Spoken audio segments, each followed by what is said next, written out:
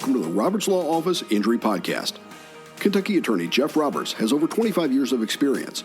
He'll provide answers to your questions related to personal injury and automobile accidents, workers' compensation claims, and Social Security disability benefits. Let's join Jeff for this episode. And friends, welcome back to Calloway County. I'm here with workers' compensation attorney Jeff Roberts, and we've got some good news that we're going to hold to the end a little bit, I think. But today, let's talk about something called a structured settlement and how that works with a workers' compensation settlement at the end. So, Jeff, welcome back, guy. Hey, Jim, how are you doing today? Buddy, I'm doing well. I'm excited to talk about this. I'm hoping I don't spill the beans, or at least that we don't spill the beans here. But structured settlements. In the past, we've done one episode, I think, on something called a structured settlement. But I don't think a lot of people really understand what that is. Do you want to kind of define or explain what a structured settlement is set up to do? Sure. Especially in the workers' comp arena, you don't see it used as much as I think it can be utilized to help out clients. In fact, one of the reasons I suggested this topic is because I just recently presented at a University of Kentucky continuing legal education workers' comp seminar on this very topic on structured settlements and utilizing them in workers' compensation claims. A structured settlement is where you generally through an annuity, you have the insurance company purchase an annuity that pays out to the injured worker over a period of time. And in workers' comp cases, as we've talked about before, in workers' compensation cases, when you successfully resolve that case, one of the things you're resolving, obviously, the income benefits that your client is entitled to receive because of their injury, whether it's either a permanent partial disability or a permanent total disability.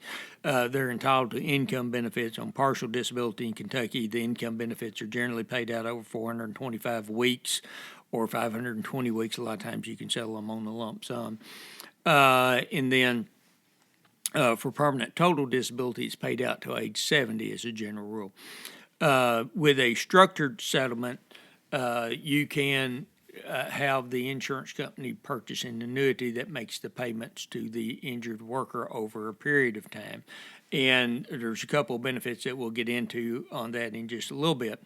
But then the other thing that you recover in a workers' compensation claim is medical benefits for the injured worker. And for years, Kentucky and other states have been settling medical with what's called a Medicare set-aside account, which is the fund is set up to take care of the future medical, and it's managed. I always require it to be professionally managed, and then you can use an annuity to fund that Medicare set-aside or fund for non-Medicare covered medical as well, which in certain instances can be a very substantial amount of non-Medicare funded or non-Medicare covered medical.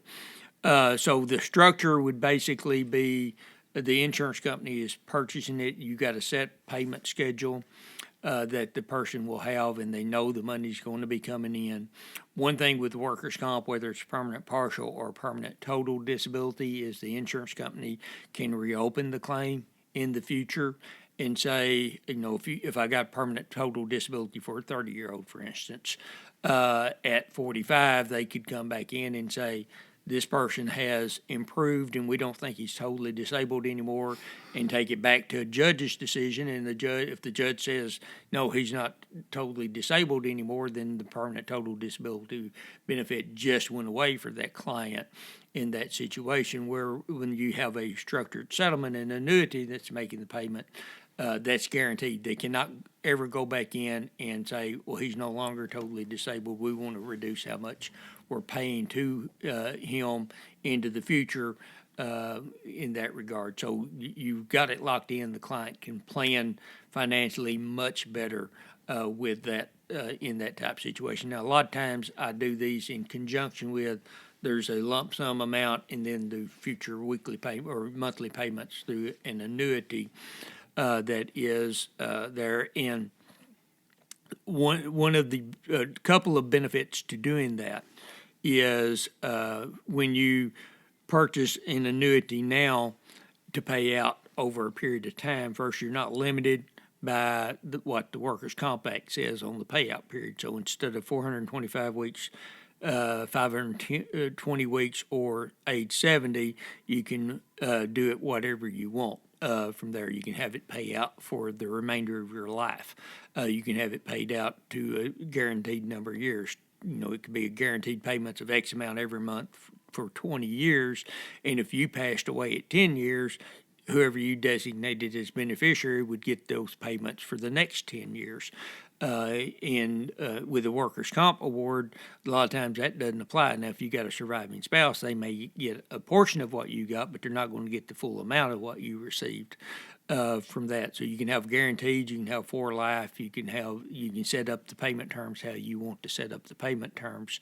That's one benefit to that, because some injuries are partial disability injury cases, but by the nature of the injury that the work-life expectancy of the injured worker is now less. If you got a construction worker who does heavy manual labor, who's had a low back fusion, they may improve enough they can get back to doing that, but they're not going to make it to age 67 in all likelihood. Statistically speaking, they're never going to reach age 67.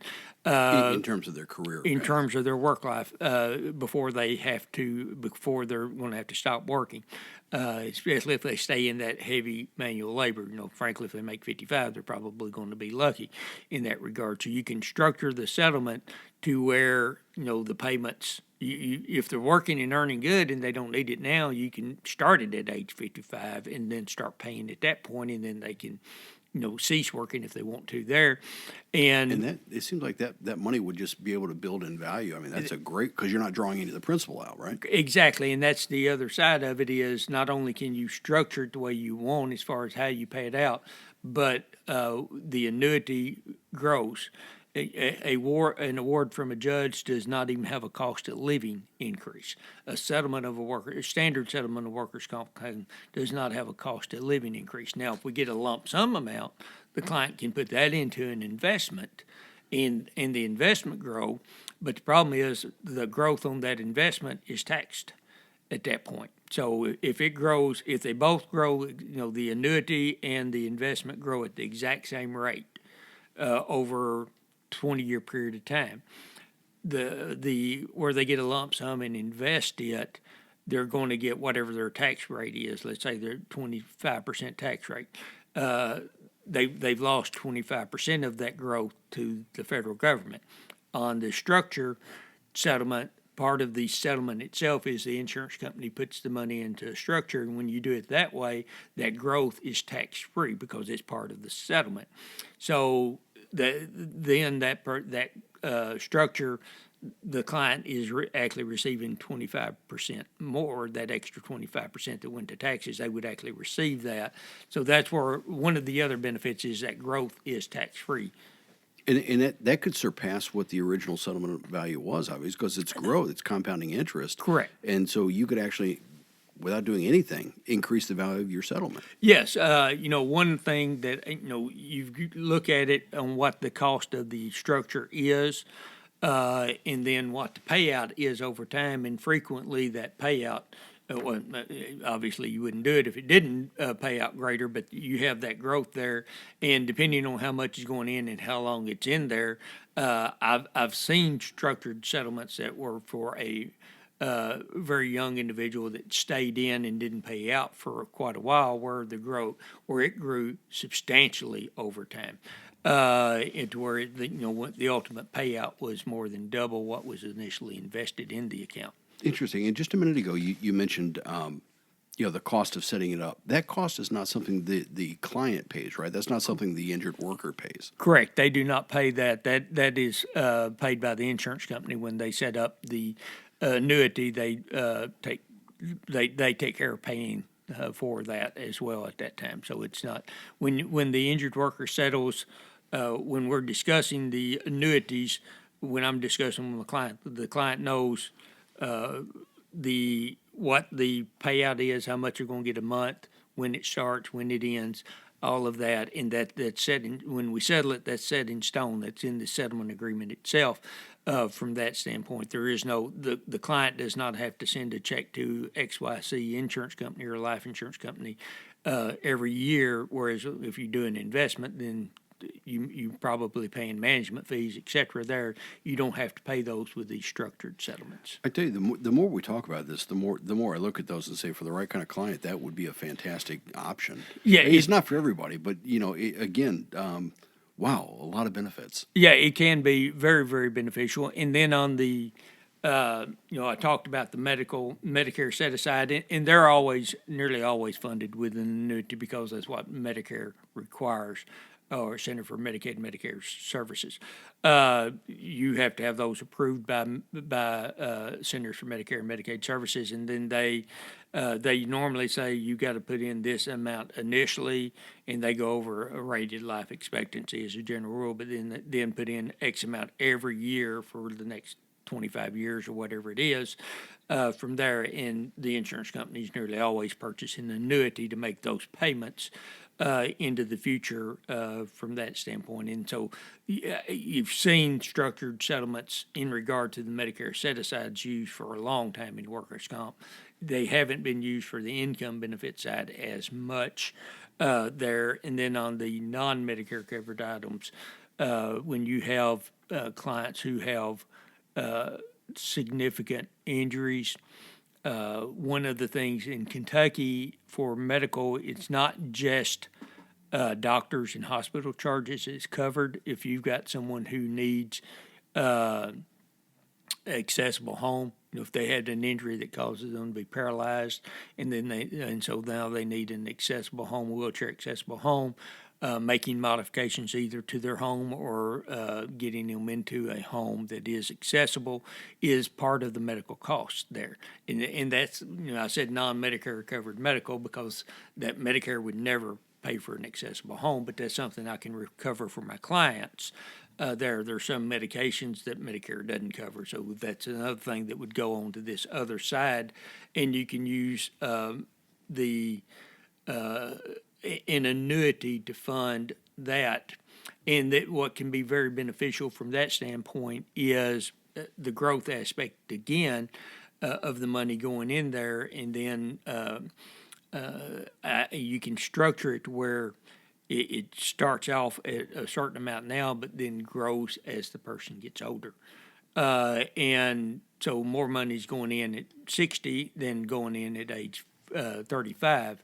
For instance, because as we age, our medical problems, especially when you have certain injuries, that your costs are going to increase. You have to have people help you do things that you didn't have to have help with before, and so some of that cost can come in and be funded through this. Whereas if the workers' comp is doing it, then technically they may have to cover that, but with the workers' comp, they're going to be fighting you over medical treatment and do you need this, do you not need this type things, and that you get rid of those fights with the structured settlement because it's professionally managed, so there's a company managing it, making sure they're paying at the Kentucky workers' comp rate, but they're not looking at it and say, well, your doctor ordered this test, we don't think you really need that test, or he ordered 12 weeks of physical therapy, we think you only need 8 weeks of physical therapy. All they're looking at is it for the work injury,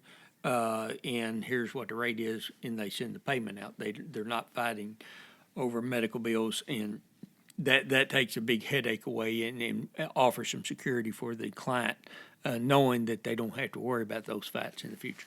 Well, I know in previous episodes we've talked about, you can get lifetime benefits in Kentucky for a workers' compensation claim, but there's a 15-year review time point on medical. Medical can be. And this is a way to kind of bypass that risk because maybe you move, maybe you didn't get the form submitted at the right time, and Right. all sorts of things. Yeah, permanent partial disabilities, 15 years, that can be 15 years, and at the end of the 15, you can ask that it be lifetime at that point.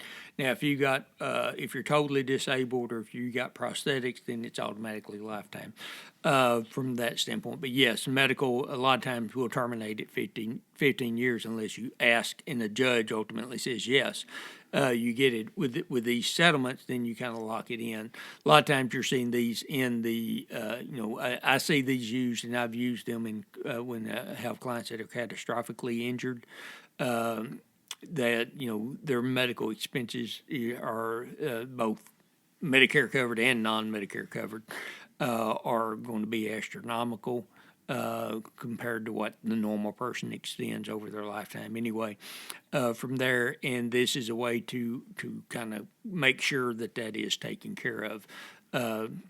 There's one that I recently used in a settlement called a growth. The settlement actually ended up being 3 or 4 different annuities, one for the income benefits.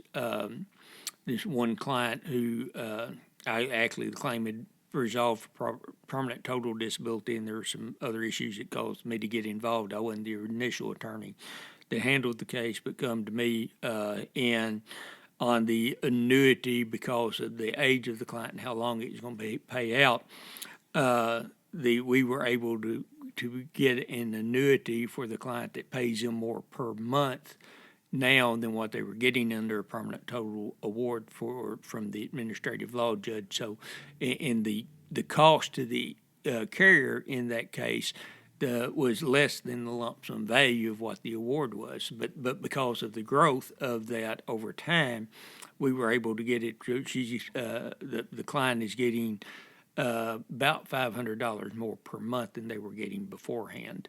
And like I said, there's no cost of living adjustments in workers' comp, so she would have never got a increase in her benefits under the judge's award, but we were able to, with this structured settlement, provide an increase in benefits for her for the rest of her life. And again, locked in, no coming back to justify it or being challenged on the amount or the time frame. Correct. Oh, just so many different benefits there to using the structured settlement. Yes. Which, again, I think most people probably haven't heard. And you can use these in motor vehicle accidents too. Correct. I know today we're talking about workers' comp, but I see think them we'll come back to that. Yeah, you see them used in motor vehicle and other personal injury claims more frequently than you do in workers' comp. And I think, of course, I do both. There's some attorneys who just do workers' comp. There's some attorneys who just do motor vehicle, and they don't overlap on theirs.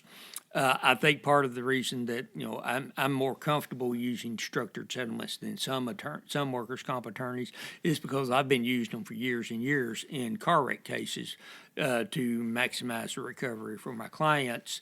And I saw the benefit of doing that and started doing that in workers' comp cases, and I've had several in workers' comp cases now from that. And you can use those to really increase what your client receives by that, because, like I said, the cost over the payout, it can make it a big difference in it. So outstanding. So before we get to I guess what I like to see is the big announcement. It's really a big pat on your back, hopefully, in just a moment. But you started out the episode talking about the fact that you had recently spoken up at UK at a conference.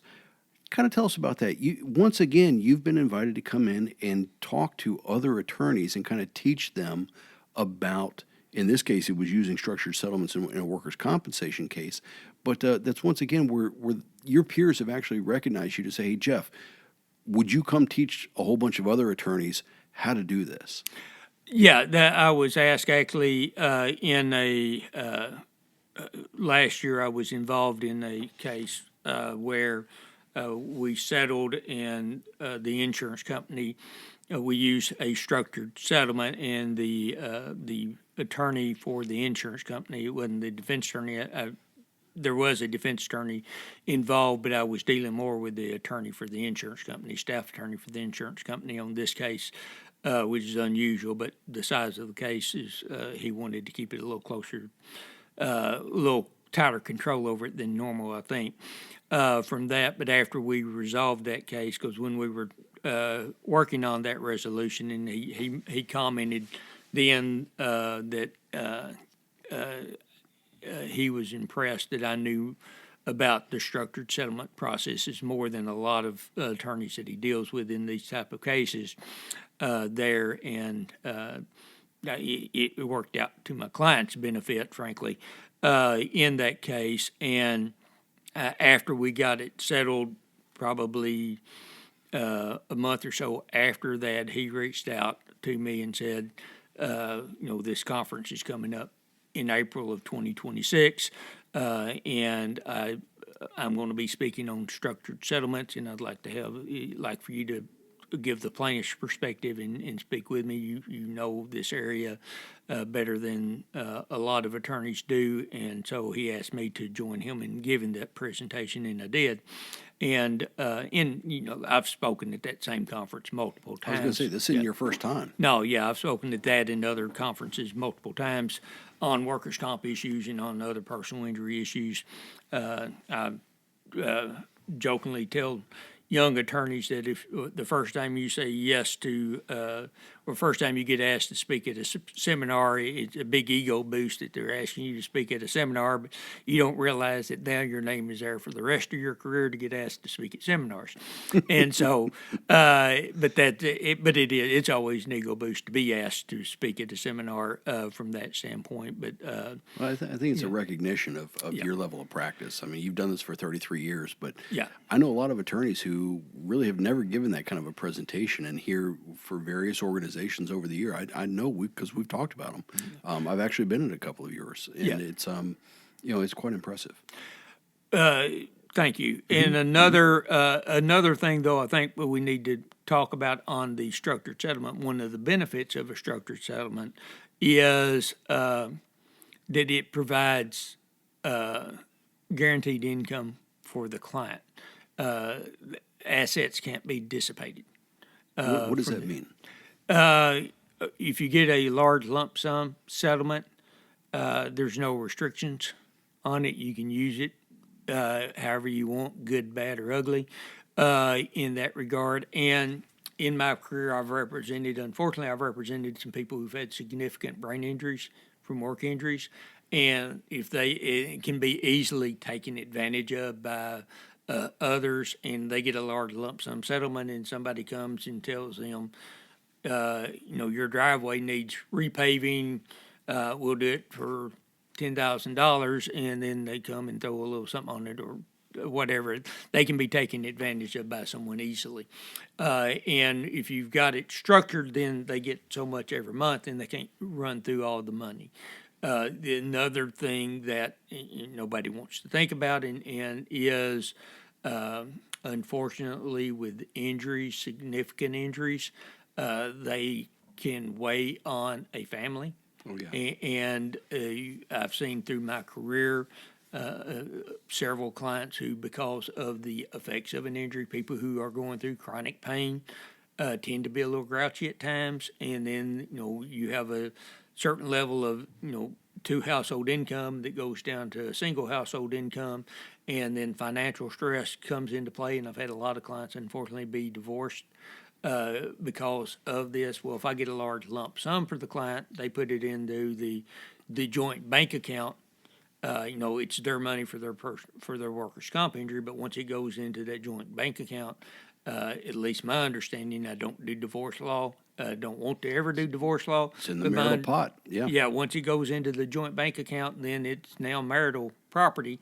And can be divided if there is a divorce. So then the client end up getting half of what I obtained for them. And that was for medical treatment. That was for future problems. Yeah. All sorts of different things. I don't know that they could access one that's set aside for medicals because those are I have those set aside into a separate account. They're never going into the joint account. So that's not going. It's going to be the income benefits that's going to be there. But still, that can come into play. And frankly, I've had a case. It was a past client, and unfortunately, they got divorced, and his attorney reached out and said, "I need to understand how all of this money was, what it was for, etc." And I did an affidavit for them. I think it ended up the attorney on the other side that represented the wife in that case knew me as well, and so I didn't have to testify. I thought I was going to have to go testify in court over that to explain it, but the affidavit was fine, and I'm assuming everything worked out as best as it could for the client in that situation. But that's another thing that you have there that's going to be you want to have for to protect the client long term. And so that is another big benefit of the these structured settlements. And some of the time structuring it out also over a lifetime can make a huge difference. A workers' comp judge's decision's never going to be lifetime. Medical maybe get to go lifetime, but the income benefits are never going to be lifetime. And so, at 70, you lose a large chunk of money coming in, and then, hopefully you're set up to do that. But a lot of people, your bills are based on what you have incoming, and then all of a sudden you lose $1,500 a month or more. And unless you plan for that, that can cause problems. People some major problems where if we stretch it out over the rest of their life, they don't have to worry about that. They know what's coming in for the rest of their life. Well, Jeff, I kind of teased this not only just at the beginning, but also throughout the episode here. You recently wrapped up a structured settlement case. I did, and it wasn't just any kind of case, was it? Unfortunately, no. It was a client who was catastrophically injured, unfortunately, doing fairly well for the nature of the injury that they've suffered. I won't go into detail on that. I don't go into detail about those kind of things on clients. If clients want to talk about it, they're welcome to talk to anybody they want to about it, but I don't do that. But we were able to work out a structured settlement in that case for the income benefits, the Medicare set-aside, and the future medical benefits. I won't discuss dollar figures at all. It was the largest workers' comp settlement, largest settlement, not just workers' comp, largest settlement that I've obtained. Guaranteed payments are in that one is when I use a growth structured settlement. So guaranteed payments are going to be the largest I've ever had, and it won't double, but it'll be nearly double if it grows just at an 8%. If one of the accounts just grows at an 8% over the next 47 years, all tax free. All tax free from that, and then talking with the attorney for that major insurance company, the largest workers' comp insurance company in Kentucky, and I just asked because I said, this is the largest I've had, and my understanding from what he told me is it is the largest workers' comp settlement that insurance company has ever had in Kentucky, and he thought it was he wasn't positive, but he thought it was the largest workers' comp settlement ever in Kentucky. I don't know on that. I know it's the largest I've had, and I know that I took in very, very good care of my client in that case. It was one that was going to need some medical or non-Medicare covered medical items that were going to be pretty high-priced items for them, and they now are able to do that without a fight from the insurance company. And frankly, it's just a situation where the client is in a much better position than they would have been or than they were before in that regard. And it's a situation where the client's extremely pleased with the outcome that we received. I'm extremely pleased with the outcome we received. And frankly, the insurance company was, they are out a big chunk of change to purchase the annuity, but the growth of it over, my client unfortunately is fairly young, and the growth of it over 47 years, it makes a huge difference. And so they're paid out less than what they would have paid out if they'd paid out the award and the future medical themselves from that standpoint. So they actually were able to save a little bit of money on their side, and my client get a lot more money on her side. So. Outstanding, Jeff. I mean, congratulations. I mean, we have talked about in previous episodes your track record at the Supreme Court of Kentucky. The fact that you've taken case after case up there and actually done fairly well, statistically speaking. We have talked about the fact that you get asked fairly regularly to speak in front of your peers and teach them about the law. And here we are today talking about the largest settlement in your 33-year history and possibly one of the largest workers' comp settlements in the state of Kentucky. Just outstanding, my friend. Yeah, it's going to be one of the largest in the state. If it's not the largest, it's going to be one of the largest. I'm comfortable with that. But I'm pleased for the client. Yeah. The client is